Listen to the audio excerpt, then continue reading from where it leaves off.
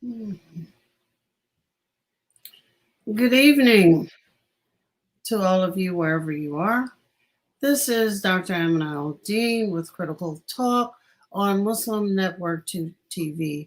And tonight, we're going to look at where we are in the political arena, especially with the 2022 elections coming up. And I have to admit, I'm a bit perplexed. I have ceased to believe darn near everybody. And I'm looking at the list of issues. I sat down to make a list of issues for the 2020 elections, and the list got too long, so I kind of narrowed it. In my conversation tonight, I have two professors of political science and Islamic studies, Dr. Leif Saud, who's also an executive producer at the Chicago Monitor, and associate professor but chair of political science at DePaul University. You can look either one of them up and figure out what they're writing, because I got a long list here tonight, gentlemen. And Dr. Saud suggested that I start, because my list was too long, with the 2020 elections. And I have to admit, I almost forgot that there was a 2022 election, because there's so much other stuff. We got poverty, we got an ongoing issue with migrants, we have strikes, we have voting rights, we have redistricting, we have employment crises, we have several buffoons in Congress and the Senate, we have climate issues, we have university and college. You thought I was kidding when I said I had a list. We have university and college issues, and we have health care. And, it's interesting when you have places, CDC, when our president talks, and you're supposed to find some truth somewhere, or to skip truth. How about accuracy? So let me ask you, does your list look like mine? Yes. So I'll let Leif kick off. So. Yeah, I mean, I remain in touch with both of you quite frequently, and you guys know where I stand on certain political views. But I have become increasingly cynical, and there is a club. It's a big club. Sure, and there's been a convergence of factors that has created a confluence of effects that have made me very, very cynical. I mean, but I don't want to use the term cynical in the sense that I want to become disinvolved or dissociated with serious thinking or with political thinking, but rather just paradigmatically, how do I want to analyze things when I really, as you said, leading off this conversation, have a hard time believing anyone anymore. It seems that it's become incentivized for media, mainstream media, historically the establishment media, to rely more on clickbait and unverified stories and unsubstantiated claims. They like to lead with headlines, and headlines that are edgy or sexy or controversial, and they don't do the backup work or the follow-up work. And the media, the mainstream media, is the backbone to our information as a citizenry and as a democracy. So that's one issue. The other issue is social media. In many ways, mainstream media, establishment media has been adversely affected by social media because they're trying to compete. And social media is this unregulated world of nonsense. And it is, again, and I'm not the only one to say this, it's hardly a novel observation, but I think it really is contributing to a toxic political environment, a toxic social environment. People live in their intellectual silos, and they live in the echo chamber, and they listen to their friends or people who are like-minded. We don't have critical views going back and forth between people of different political camps or persuasions. Yeah. And again, people are becoming less incentivized to do that because our priorities as a people and as a democracy has changed. Now, whether our priorities were correct back in the day, I don't know. I mean, that's another philosophical question. But it seems to me we are very committed to winning social approval. We want to remain uncontroversial, while we want to condemn everyone else for being controversial. Everybody's whitewashing their own background. Everybody is their own PR man. So, I mean, with this confluence of issues, I have become very cynical, and you have to look very, very hard and read very, very hard between the lines to arrive at any sort of truth of anything, if I can use that word with confidence. Okay. Let me respond to some of that, because I always agree with everything Leif says. But, Why? but not How always. I have opposing points of So, view. well, Agree with yeah. each other. So the one thing I will push back on is, there is a difference between Fox News and PBS NewsHour, or even ABC, NBC, CBS. And there's a whole proliferation of right-wing media that is factually inaccurate, that are actively promoting disinformation. And if you live in that bubble, you're devoid from traditional news, the news process. And it's not that ABC, CBS, NBC, don't look for headlines, don't, do the sensational. CNN, MSNBC certainly do. But there are degrees of factual accuracy which are more present in certain outlets than in others. And if you look, and there is good news out there. New York Times, BBC, PBS NewsHour, NPR. You can get good news out there. The problem is people, live in their media bubbles, and I would definitely agree with the social media is help fragment our polity. But there's, but there's also the other issue of people just disengaged. There's a term in political science that refers to the low information voter. A lot of people go into the polling booth with very little knowledge about anything happening in the world. And those are precisely the people that are most influenced by, the latest thing they saw on social media. So it's one last comment on this. And one of the problems that I have is, and again, this is part of where we are as a society, is the Democratic Party is operating in a realm of, empirical verification. That you make an argument, and if you can mobilize resources to justify your claim, you're better off, and you engage in these debates about, whether or not a policy is going to work. You appeal to studies. What we've seen, particularly in the last 4 years, but particularly since the election, is the Republican Party is promoting lies, not least of which the big lie that Trump actually won. And so you're kind of operating. So you have two parties kind of operating in different factual universes, and that's really problematic. And the reason I want to highlight this is I don't want to get into that equivalency. That, well, they argue one thing, they argue the other. Well, Democrats are just as bad as Republicans. It's not.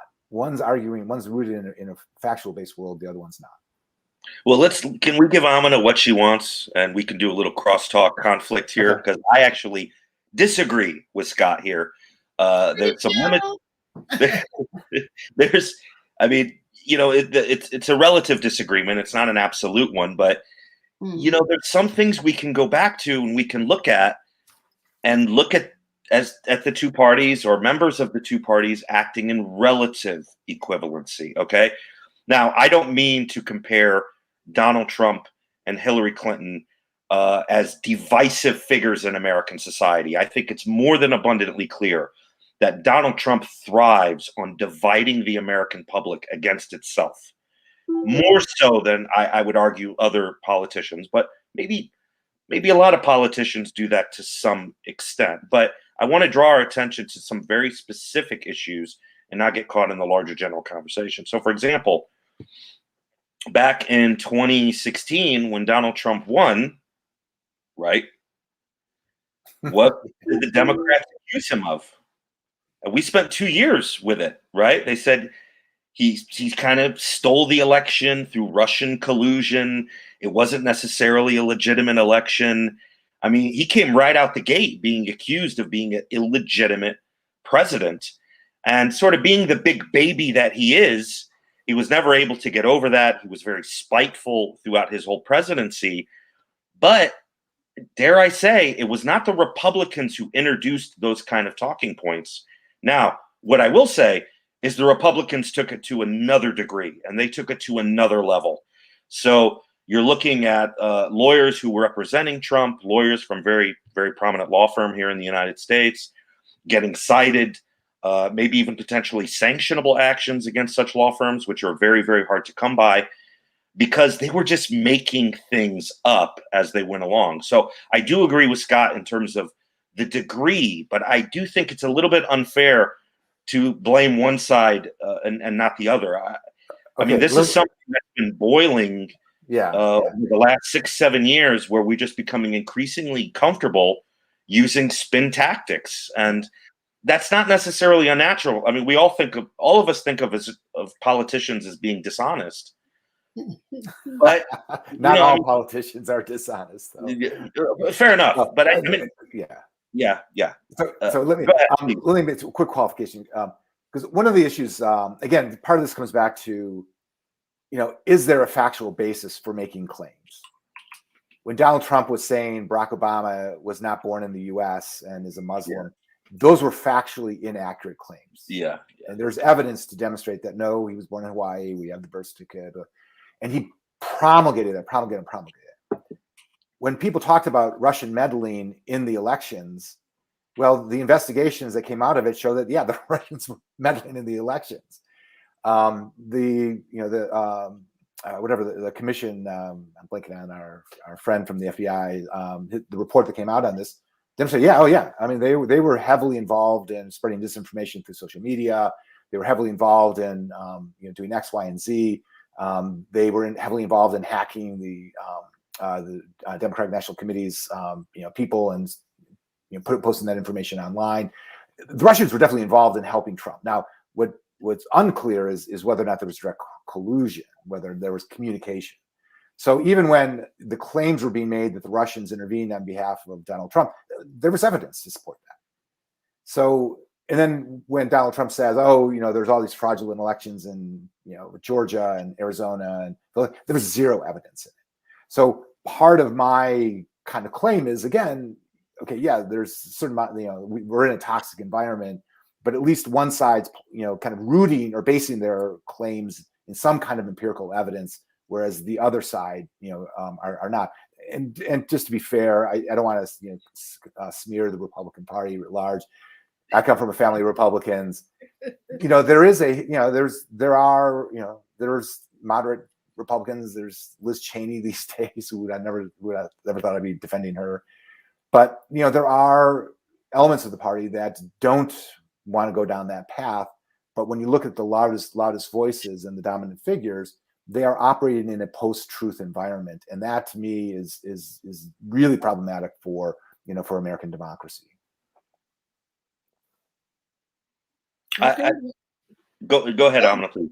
No. I'm learning, taking notes. Please go ahead. Well, okay, and I have then a sincere question for Scott. Okay, and this is an absolutely sincere question.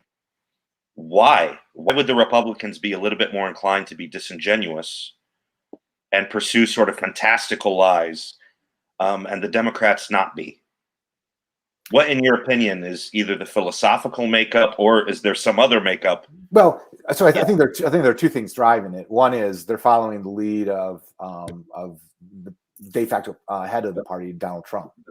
That if you read the book by his niece, he's got all kinds of issues going on, but he's a pathological liar, and he says stuff that's just factually untrue.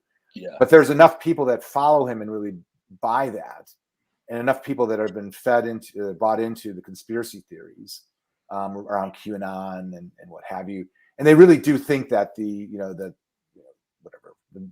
Democrats are pedophiles and in a human or child trafficking and whatever other nonsense QAnon puts out there. So there's a good chunk of the population that really does buy that, and they're very vocal. And this is the second part is, if you look at the Mitch McConnells of the world, the more kind of corporate oriented Republican Party, they see Donald Trump as a liability, but they don't have that populist support that Trump does, and they're unwilling to kind of buck the trend, and so they're going along with what they see as a winning hand. And so that's what I think.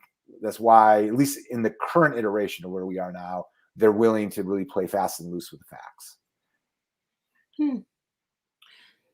I mean, I'm so enjoying this. I'm more than willing. to be a note taker in this instance. We're going to take a quick minute break and get back to some of the issues. As I think about what you all have said, you've said so much. Oh my goodness. This is Dr. Amin Dean on Critical Talk for Muslim Network TV, and I'm with doctors Scott Hibbert and Laith Saud. We'll be right back.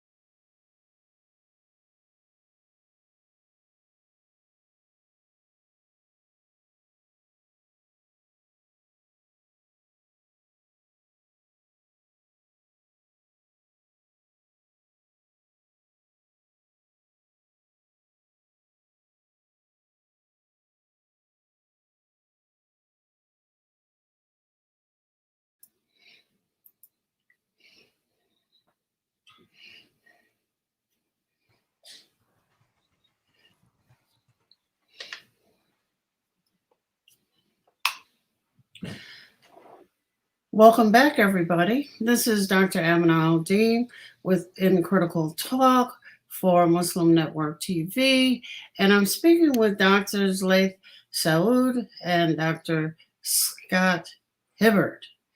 And what I heard both of you say, and I don't want to go into this at the moment, was that we got problems on both sides. Everybody, I first, when people start talking about spinning, I had no idea what they meant. Now I can't stop spinning. You know, I'm ready to throw a rock at the spinning wheel. With regard to issues, pending legislation, just as I was walking over to the computer, I heard Biden. It sounded from the initial introduction that he was walking back something or the other. And I'm trying to figure out what the hell are you walking back now? But let me ask you all, what is the legislation that is pending? Okay, I'll start with this and I'll let Laith chime in. So there's a series of bills that are currently on Capitol Hill right now. There's an infrastructure bill. There's a reconciliation / social policy bill. There's a voting rights bill. These are all, kind of central to the Biden administration's agenda. The infrastructure bill passed the Senate with bipartisan support. It's going to, rebuild, pump about $1 trillion into roads, bridges, It did airports. pass. It passed the Senate, hasn't passed the House. The House has held it up, and they want to tie it to a social policy bill as part of a broader reconciliation bill. And the social policy will get at issues like climate change and changing the way in which we negotiate drugs through Medicare, drug prices through Medicare to help with large pharmaceutical companies to help bring down the price of drugs. It'll raise taxes on the rich and corporations to help pay for some of these things that they want to spend money on, and it'll pump money into education. Now, where it's all breaking down is the Democrats are divided amongst themselves over what that latter package should look like. and it's broken down between the progressives and the moderates. If you want to characterize it that way, I would actually call it progressives and the conservatives, right wing, left wing of the Democratic Party, which there's always been divisions in the party. The kicker is the gap, or the outcome of the 2020 election was really indecisive. So in the Senate, you have a evenly split Senate, 50-50. You can't lose any Senate votes in order to get anything done. So the Biden administration is kind of catering to a handful of conservative Democrats who are trying to shape this bill in a manner that they feel comfortable with. But in doing so, they're losing the support of the progressives in the House. And this is crucial because it's, at the end of the day, this is about whether or not the Democrats as a party can govern, or whether they're so deeply divided that they can't get anything done. Well, that all sounds a little In the weeds. That's putting it mildly. Why don't you pass the first bill that would put people back to work, put some relief in the economy perhaps, and then move on building whatever it is you need for the second part that is a social agenda. And obviously, democratic policy doesn't mean what I thought it meant, or people have elected people for reasons other than what I thought they would elect them for.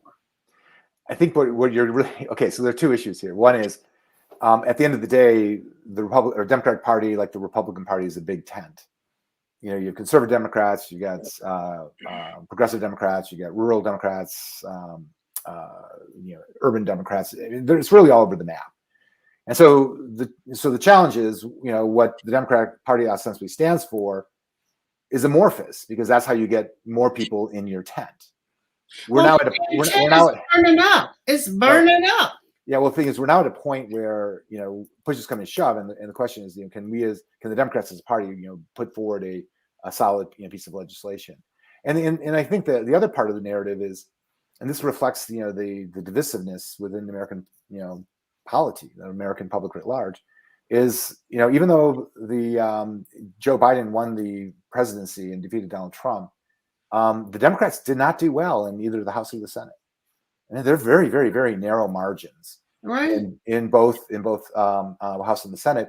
And so this gets to the second point you were kind of alluding to, is this is the way legislation happens. I mean, it's not pretty, but this is the way it happens. And you compromise, and you cut deals, and you try to get what you can through the system. And that's where where we find ourselves today. Please.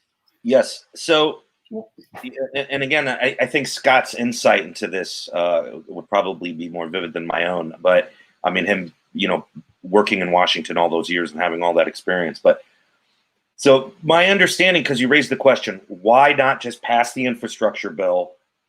Then you can move on to the social spending bill, or whatever. This bill has been referred to by a lot of different names, but a bill dealing with welfare, dealing with Medicaid, dealing with all of these social issues, which we're trying to invest and create a social agenda, which is very much along the lines of the Democratic Party, at least normatively. So why not? So the infrastructure bill passed in the Senate, I believe, with 19 Republican votes. And the Democrats' strategy is to attach the infrastructure bill to the social spending bill, because I think they want to avoid the filibuster by pursuing this through the reconciliation mechanism. They're attempting to avoid the filibuster, and then that way they can, sort of move on and proceed to pass both bills. I think that's what they're trying to do. However, even the filibuster issue gets a little bit complicated because of the Byrd rule. So when they're trying to add things on, there are mechanisms by which people can say, no, we don't agree with that. So it's created a bit of a liability for Biden. Now, why is that? Because Joe Biden wants to show that he gets things done. And an infrastructure bill is incredibly popular and incredibly necessary. And on top of that, it would alleviate a lot of the problems we have with our supply chain crisis right now. Mm-hmm. They have a massive supply chain crisis that's having adverse effects on the economy. It's raising prices and things. So he needs to get some things done. And so this is becoming a political liability for him in some respect. And the other aspect of that is the progressives are the future of the Democratic Party. Regardless of how much the Democrats or the old school Democrats want to resist that, they are the future of the Democratic Party. Yet, in order to get some of these things done, they are conceding things and making compromises with the conservatives of the party. And that's going to be tenable in the long run for the Democratic Party. We'll see. Yeah. Well, So two quick comments. So Lath's analysis of the legislative process is exactly right. When I worked in Congress, there's what we frequently refer to the riders on must-pass bills. So there's certain bills that have to pass for any number of reasons. Everyone loves them. Infrastructure, everyone's got highway money, port money, bridge money in there for their district. Yeah. They will not vote against it. So you attach another piece of legislation to it. That's what we call a rider, and the rider is going to be carried by the momentum of the must-pass bill. The problem is we've now hit a roadblock. I'm mixing my metaphors here, where not everybody's is enthusiastic. Not all the Democrats are enthusiastic about everything that's in the rider, and so part of the negotiation process right now is what will it take to get all 50 Democratic senators to vote for both the rider and the underlying bill, and that's kind of where we are. Yeah, but in the meanwhile, as both of you attest to, we're headed toward winter. We got a supply chain that is clogged, that Drano won't fix unless some things happen, and we're going into 2022 elections, where if people again begin to see empty shelves and have a great deal of difficulty, getting food and supplies that they need, they're in trouble. So they're willing to risk that to get this rider thing you're talking about? Well, the stuff that's in the rider is crucially important to all those issues you were just talking about.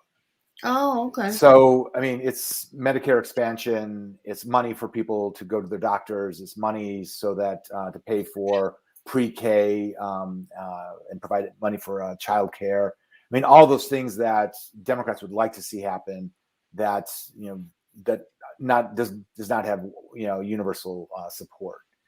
So, and at the end of the day, the legislative process is slow and arduous and tedious, but this is how legislation happens. And I think from the Biden administration's perspective is that, going back to Lath's point, they need to put, points on the board. And even if it's a half a loaf, it's something. They're going to show that they can get something done. And this is why President Biden has gotten involved, deeply in the negotiations, to make this happen. And my assumption is something will pass. The question is, what will that something look like? Yeah. Comments, Lath? No, the thing is, the importance of what we're calling the rider bill or the social spending bill is that it is more aligned with the principles of the Democratic Party. It is an expression of that party and their power. So they really want to see it passed. The infrastructure bill, on the other hand, as Scott pointed out, is a more universally popular bill. Everybody's happy with it because everybody's going to get money. Everybody's going to look good. That being said, that's why Biden wants to get it done too, because he's going to look good. We love talking about infrastructure. For some reason, I feel like we've been talking about it as long as I can remember. We still haven't really to pass a substantive infrastructure bill or one that lived up to the hype. I mean, I remember they were referring to President Barack Obama as the next FDR when he was pursuing and lobbying to get an infrastructure bill passed. But I don't recall it living up to the hype or meeting the expectations or what the case may have been. So it's important to the Democrats. It's important for their own political philosophy to pass what we're referring to as the rider bill or the social spending bill. And I think that's why they're so committed to it. And I think that's why you see them being diligent and pursuing it. But that's also why you're going to see a rift between the executive and legislative branches, because Joe Biden wants something done. He just needs something done. And thus far, it has not been one of it's not been a presidency of fireworks, right? We can't point to Joe Biden yet and say, "Whoa, he got this done, he got that done." What we can say is, to a large extent, we've avoided a disaster. I think the transition during the COVID period was relatively smooth, notwithstanding the controversies of whether it was a legitimate election or not. I think the Biden administration has done a good job.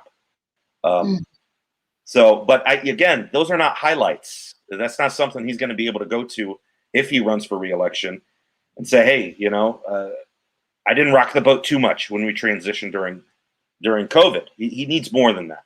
Yeah. Let me chime in on that, because there was again, part of the issue. I want to go back to the 2020 election, and that the margins are very, very narrow. That you have a deeply divided Senate. It's 50-50. Things will only get through with actually the vice president, who also serves as the president of the Senate, coming in and casting that 51st vote to break the tie. So there's no room, there's no margin for error on this. And this is one of the reasons why Biden is caving on a lot of issues, or let me rephrase, is compromising on a lot of issues, because he wants to get something through, but it's just a very, very narrow a path to get there. And so he has no choice but to compromise. I think his heart is with progressives, but he realizes he's got to work with conservatives, because there's going to be zero Republican votes on any of these bills. One last comment, the voting rights bill was there's federal voting rights legislation, which is also under consideration, and that was filibustered yesterday, and that was deeply shocking at a number of levels. But again, this what do you mean by that? Well, so this is what we mean. So we've made the reference to filibuster a number of times. So in the Senate, there's a rule that allows for senators to stop debate on an issue or continue to debate on an issue indefinitely, which is called the filibuster. And literally, people used to go down to the House or Senate floor and literally read the phone book for hours on end, and they would tie up the legislative process until people finally, agreed to some kind of a compromise. The rules have changed, and that's the filibuster, and it's part of the Senate.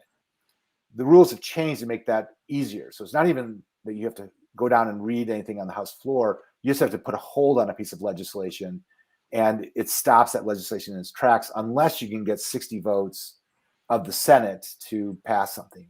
Now, when you're talking about a 50-50 split, you need 10 Republicans to cross over, and that just hasn't happened.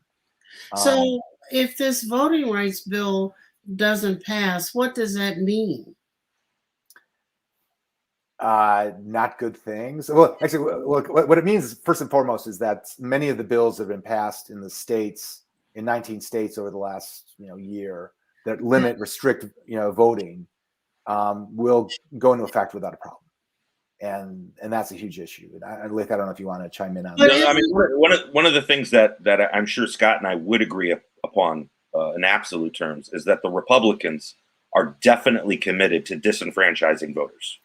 That is definitely part of the Republican strategy, is to disenfranchise voters, and they want to disenfranchise as many voters as possible, but primarily voters of color, minorities, people who, for certain would usually more align with the Democratic Party. And so, this is something that's been happening, particularly in the South.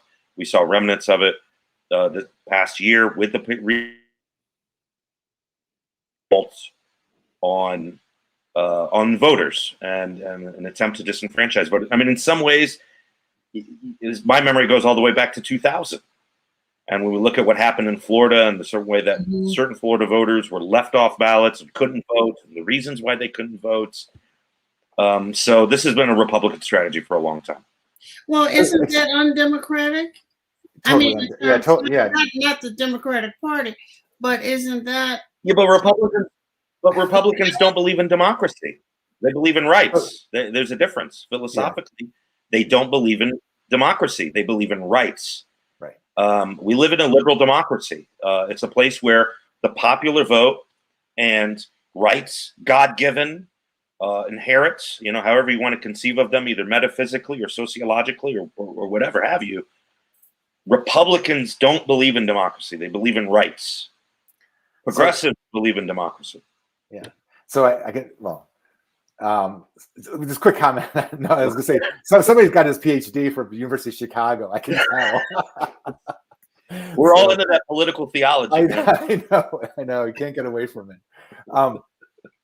Let me bring it. So let me take it from the theoretical to the practical. So at the end of the day, elections are really all about turnout, right? The more people you can get out to vote, the more likely it is you're going to win. And I worked on political office. I worked in political offices. I didn't work on campaign offices, but I did work on campaigns at various points in time. It's all about turnout. How do you get your people to turn out, and how do you get the other side to stay home? Now, historically, there's always been dirty tricks. In I think it was 2004 in the state of Ohio, the Secretary of State put lots of polling booths in suburban districts, put very few in urban districts. So if you're a suburban voter, you're in and out in 5 minutes. If you're an urban voter, you're waiting 2 hours to vote. Totally legal, but a little, whatever. There are other, all kinds of dirty tricks that are, run in your city, your new city, Baltimore. When I was living back there, there was a Republican governor who was accused of any kinds of, again, dirty tricks, posting ads or posting flyers downtown. Be sure to vote on November 3rd or whatever, Wednesday, November 3rd is the day after voting. Yeah. And be sure to pay all your parking tickets or you'll be arrested. Right. Yeah. And it's again, nothing illegal. Oh, yeah, parking tickets. Yeah, total lies. But there's always been these kind of what they call dirty tricks operations. They've always existed. What's interesting is now you're actually based in part on the big lie that was promulgated after the 2020 presidential campaign. This big lie that there is actually fraud out there. That's provided a basis for passing legislation in different states around the country that are actually making it difficult for people to register, for people to vote, and for people to engage in mail-in ballots. Instead of making it easier to vote, it makes it much more difficult. And again, part of this at the end of the day is trying to depress turnout, at least depress turnout among the constituency that's likely to vote on for your opponents. And this is a way of ensuring that your side wins. And one could argue that this is yesterday's dirty tricks taken to the nth degree in a way that I find just enormously unethical, but and at the end of the day, undemocratic. But and it's kind of obvious that poverty, if you're basing it on find the poor people and they're likely to be people of color, poverty doesn't know a color. Right. Neither does hunger and homelessness and stuff. So in the effort to try to snag the people of color, you might wind up kicking yourself in the boobies. Well, I think you're getting to something that's fundamental to political analysis today, which is identity. Okay. Mm-hmm. So one of the things that the Bernie Sanders socialist Democrats would argue, one of the things that a lot of sociologists would argue, one of the things that political scientists, Scott will recall his name, What's the Matter with Kansas, will argue. Yeah. Frank Thomas. Yeah.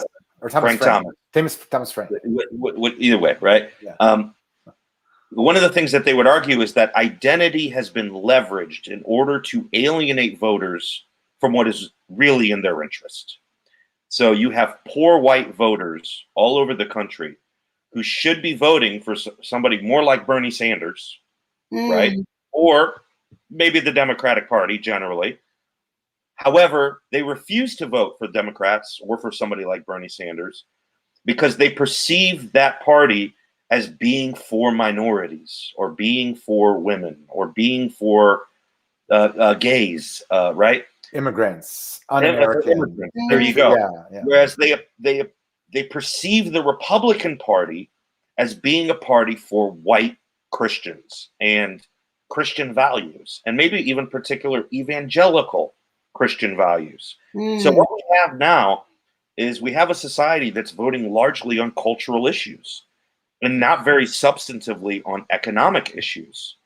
And this is in some ways devised by the neoconservatives. In many ways, their big elaboration of a war on terror, this global battle between the white Christians and the brown Muslims, was a way of marshaling energy into the Republican Party amongst white voters. However, and I know Scott will say this also goes back to the Southern strategy, right? Yeah, exactly. You know, so Atwater is talking about, hey man, we can't use the N-word, so what we're going to do, we'll use the word welfare instead, or states' rights, and people will start to understand what we're talking about. And in fact, a lot of data has demonstrated that Americans were more sympathetic with social welfare programs generally when they perceive those programs as benefiting white people.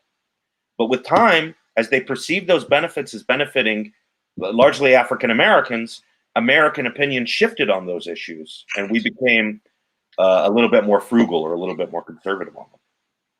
Interesting.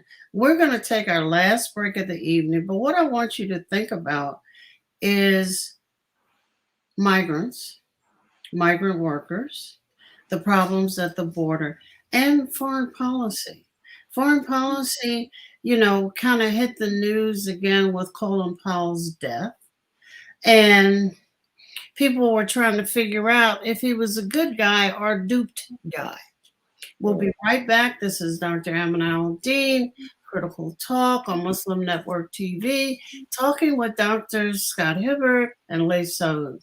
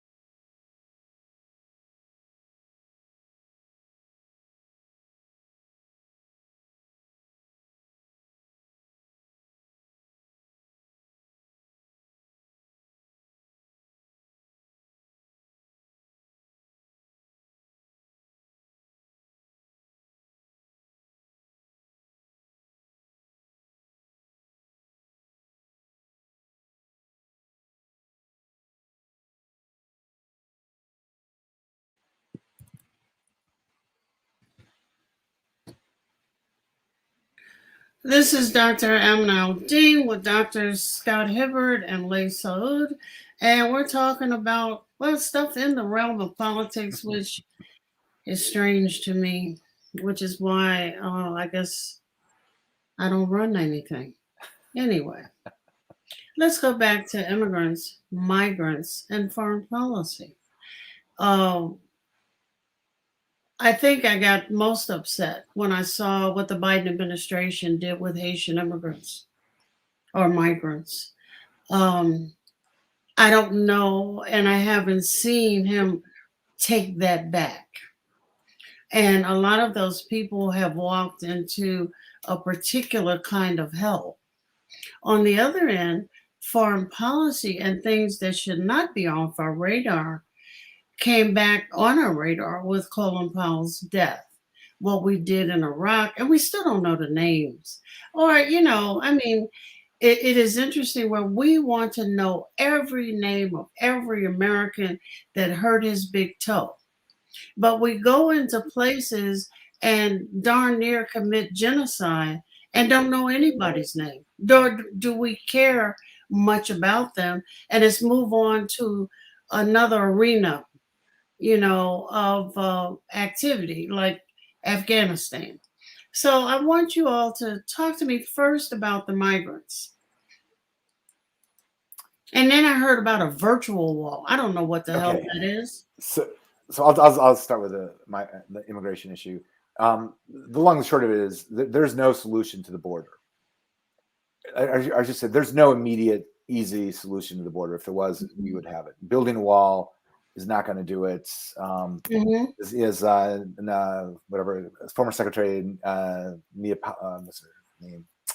Napolitano said, show me a 20-foot wall and I'll show you a 21-foot fence or a ladder. So in some respects, there's really no, I mean, there's never a good answer for it.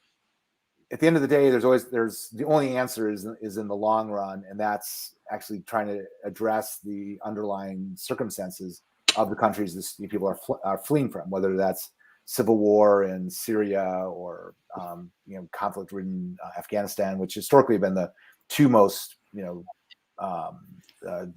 populous areas where people are coming from, or dealing with some of the the drug networks in Central America, which is what's driving a lot of particularly in Honduras and Guatemala, which is really what's driving a lot of the migration now. Haiti is a kind of a separate issue, but the point is, like, at the end of the day, there's no good solutions to it.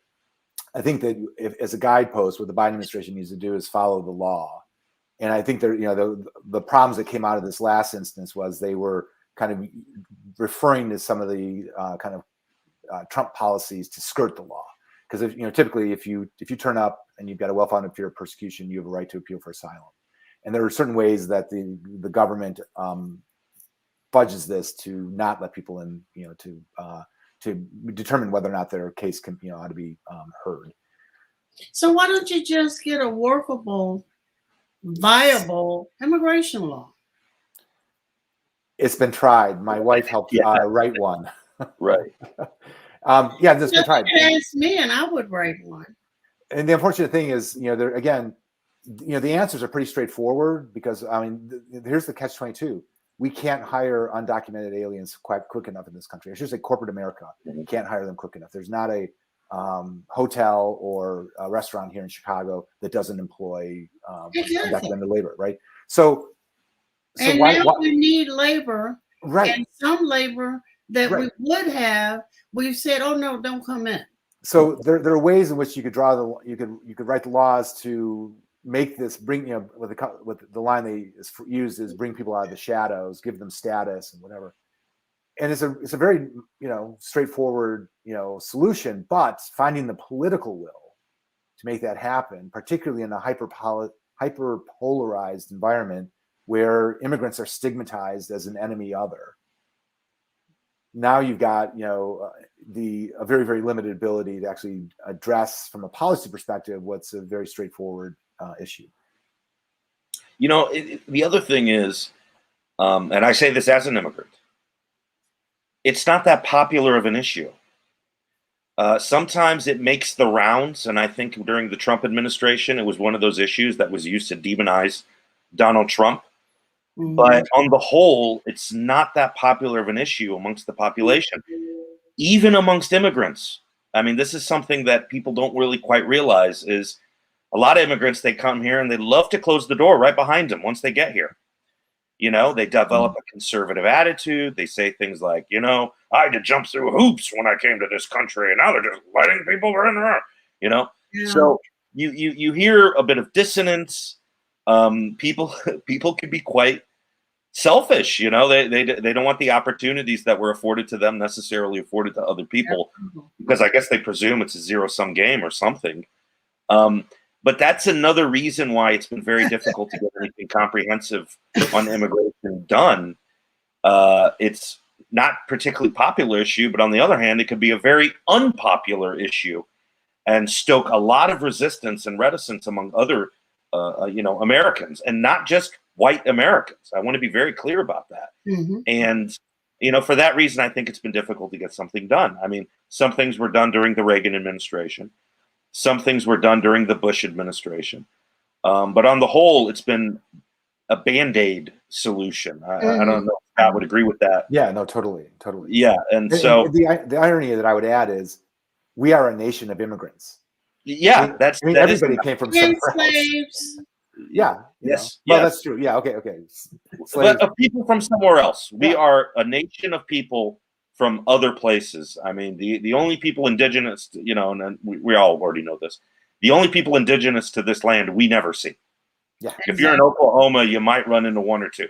Like it's, they're essentially non-existent. The people who do see are not from here. But doesn't domestic policies, it seems to me, and I'm sure I'm wrong, have a great influence on foreign policy, and foreign policy seems to come out of our still ambitions to be an empire.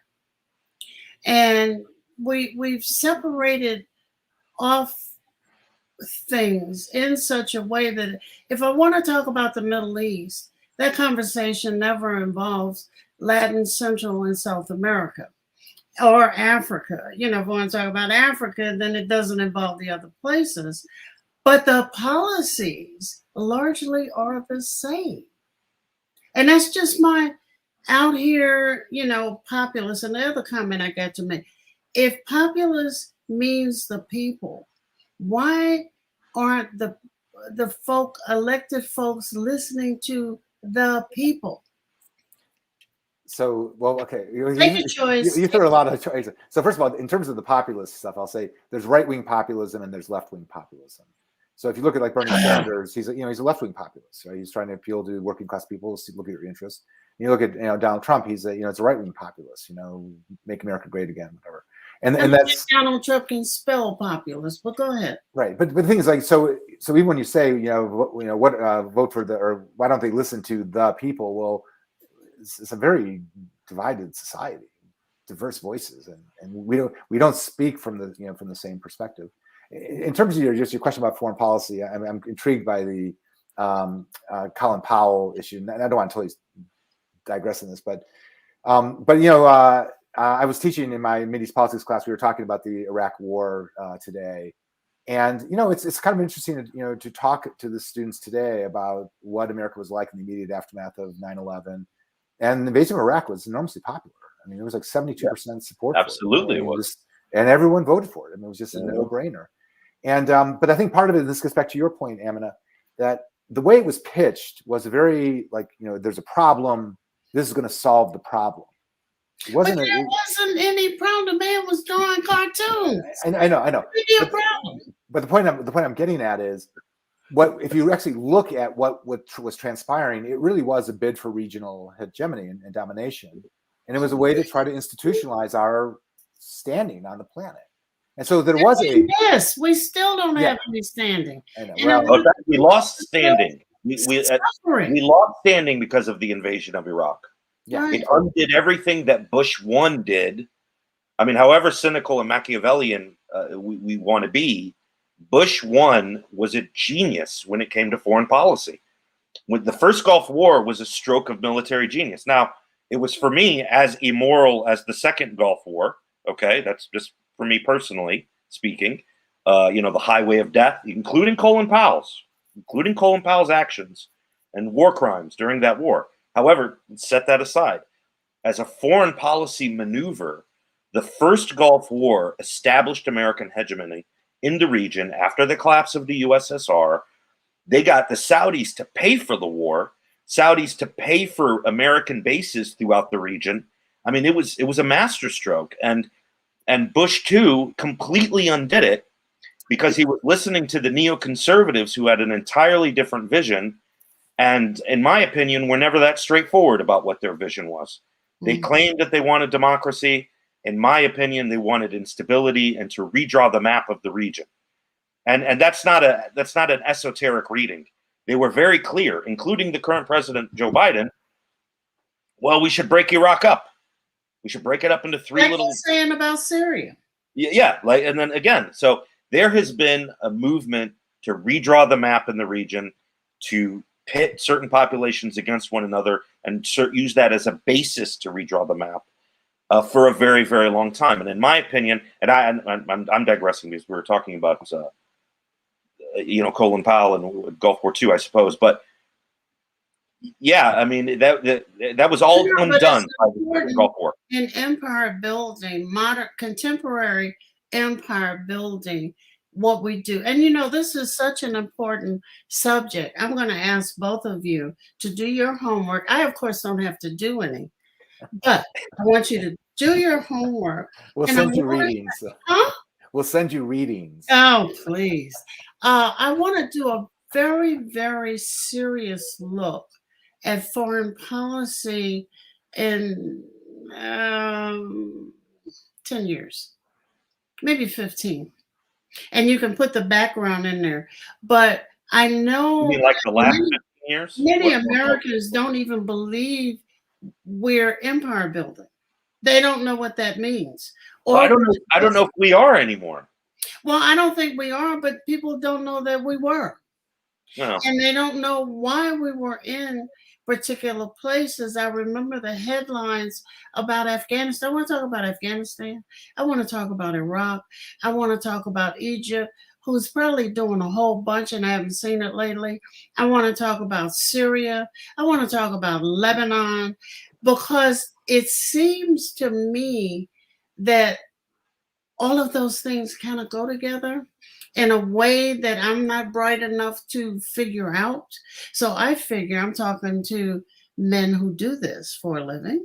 You all figure it out, and then we'll have a discussion. How's that? Sounds like a plan. Okay. This is Dr. Amina Al-Din with Dr. Scott Hibbert and Leigh Saud. And we've really delved, I think, very efficiently into domestic issues, and we've kind of tapped immigration, and we didn't even really tap foreign policy, which I tend to do next time, the time I can catch these two gentlemen available and horse collar them into coming on the show and talking about it.